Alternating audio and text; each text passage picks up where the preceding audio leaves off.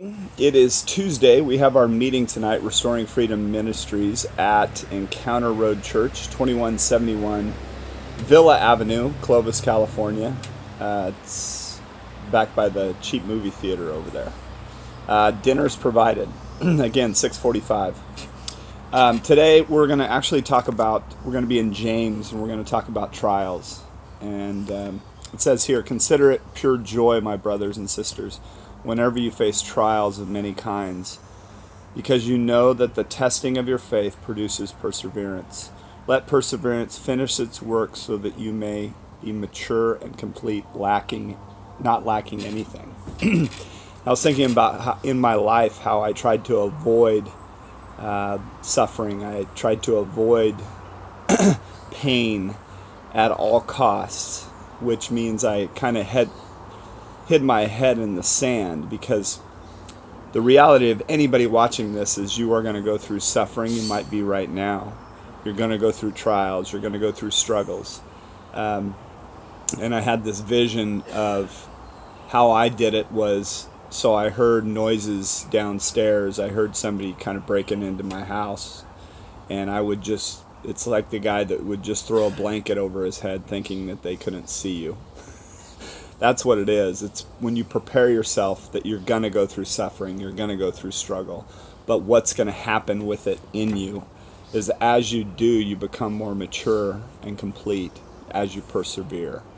Then all of a sudden you have empathy for fellow strugglers. There's something beautiful that comes out the other end. It doesn't feel like it when we're going through it, but that's what happens. Now all of a sudden, if I hadn't gone through all the things that I've gone through in my life, I wouldn't have compassion for people that struggle with addiction or that have gone through divorce. But today I do. And that's the idea for us, is that we can relate and have compassion on fellow strugglers, because we're all going to struggle, we're all going to fall, we're all going to have pain and suffering. But the best place you can do that is that we're supposed to stir each other up in love and good works and be there for one another no matter what you're going through, rather than trying to do it all on your own. That's really where the enemy wants us. He wants to be isolated, insecure, and alone.